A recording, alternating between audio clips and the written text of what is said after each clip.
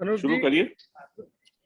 Welcome to vision India 75 Amrit Mahotsav series का ये compendium महोत्सव है, जिसमें टॉप 500 वक्ताओं को हमने इनवाइट किया है। और जो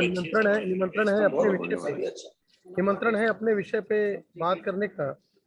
और हम चाहेंगे कि आप जो संगीत है, भारतीय संस्कृति, भारतीय संगीत, इस पे हमें थोड़ा सा ज्ञान दें। और आप भजन सम्राट हैं, तो वो तो खैर दो लाइनें ऐसी लागी लगन की ज़रूरी है। लेकिन बिफोर दैट, भारतीय संगीत आज की डेट में पाश्चात्य सभ्यता के कारण जो है बहुत ज़्यादा पीछे पड़ता जा रहा है। इसके भले वो बॉलीवुड की बात करें, भले ही वो हम लोग शास्त्रीय संगीत की बात करें, किसी का ध्यान इसकी तरफ नहीं जा रहा। और जो नई पीढ़ी है, इससे बहुत बहुत दूर होती जा रही है। और जो ताकत संगीत में है, वो योगा की ताकत। अभी आपने रामदेव जी की बात करी, बाबा रामदेव जो योगा को प्रसारित करते हैं। योगा से जितना योगा में ताकत है, उतना ही भारतीय संगीत में ताकत है। तो क्यों ना आप हमें जी, ये सच बात। इस विषय पे। क्या हुआ? कैमरा आपने हटा दिया? नहीं, कैमरा मैंने हटा दिया था, थोड़ा मेकअप कर रहा था। क्यों ना हम लोग फिर अब आपसे रिक्वेस्ट करें कि अब आप हमें इस विषय पे अपने अपने अपने जो है वक्तव्य को सामने रखें। मैं आपको बताना चाहता हूँ, भारतीय शास्त्रीय संगीत कभी भी संगीत जगत से लुप्त नहीं हो सकता है।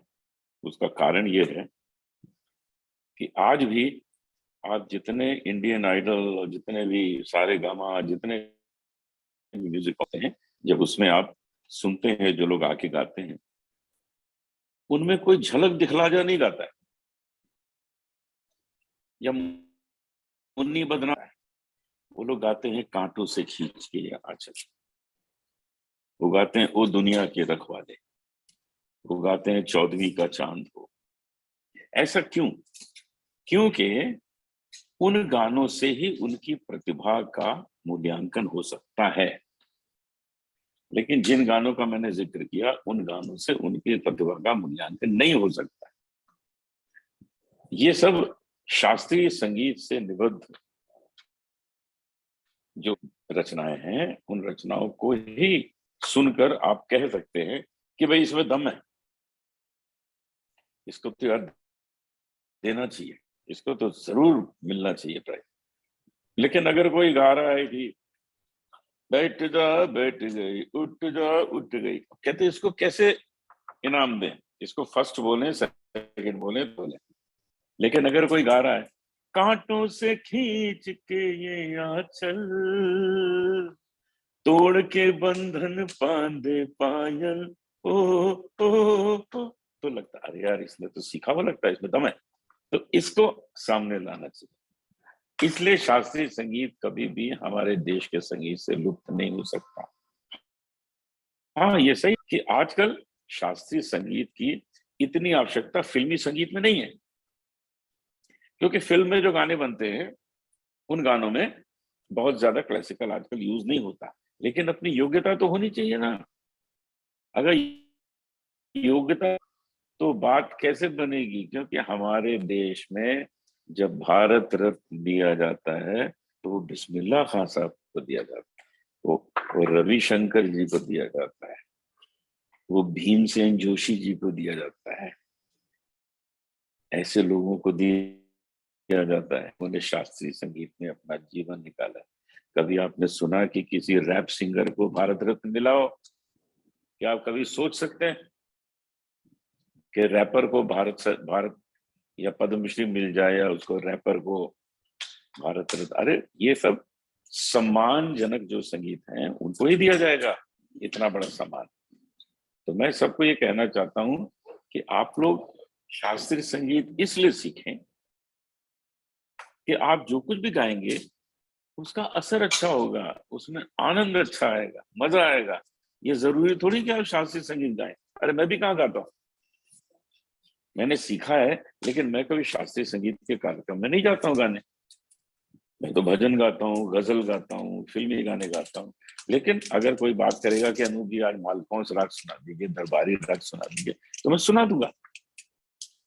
उस वक्त ये तो नहीं कहूंगा नहीं यार मुझे नहीं आता, मैं नहीं सुना सकता। तो इतने, सिर्फ इतने काम के लिए हर एक को शास्त्रीय संगीत सीखना होगा, अगर उसे देर तक टिकना है। और अगर उसको 2-4 साल आके काम करना है तो भैया आ जाओ, कुछ भी करो यार, ऐसे कोई भी गाने हवा हवा गाने गा लो और हवा हो जाओ। लेकिन अगर गाना है और रहना है भीमसेन जोशी की तरह, अगर रहना है जसराज जी की तरह, अगर रहना है जगजीत सिंह जी की तरह, अगर रहना है गुलाम अली साहब की तरह, लता मंगेशकर जी की तरह, आशा भोसले जी की तरह, तो भैया सीख के आओ, कुछ जगह बनेगी। नहीं तो भैया गुड बाय, बाय बाय। तो आजकल पायरेसी का युग है, और पायरेसी के युग के कारण जो है पहले जैसे गाने बना करते थे और बहुत सालों तक एक कैसेटें बिका करती थी, अब ये पायरेसी का युग है और ये सोशल मीडिया का युग है। इस युग में जो जेन्युइन ओरिजिनल ट्रैक्स है, जेन्युइन ओरिजिनल जो म्यूजिक है, उसकी मान्यता है और उसकी उसके अस्तित्व पे सवाल खड़े हो जाते हैं। आप इस विषय में क्या कहना चाहेंगे? अनिल कुमार श्रीवास्तव। पायरेसी का युग समाप्त हो गया, अभी नहीं है पायरेसी। वो पायरेसी इसलिए नहीं है कि अब जो है वो सब स्ट्रीमिंग म्यूजिक है। अब अगर कोई गाना बनता है, उस गाने को यूट्यूब में, अब कोई सीडी थोड़ी मिलती है जो कोई नकली सीडी बना देगा, अब कोई कैसेट थोड़ी मिलती है जो नकली कैसेट बना देगा। अब तो आपने जो गाया वो स्ट्रीमिंग होगा, वो यूट्यूब में जाएगा, वो फेसबुक में जाएगा, इंस्टाग्राम में जाएगा, ट्विटर में जाएगा। तो उसका सारा हिसाब किताब इलेक्ट्रॉनिकली होता है। आज जो रॉयल्टी है वो पहले से ज्यादा मिल रही है, आपको मालूम है। एक सेकंड अनूप जी, आज की रॉयल्टी अनूप जी एक सेकंड, अनूप जी एक सेकंड।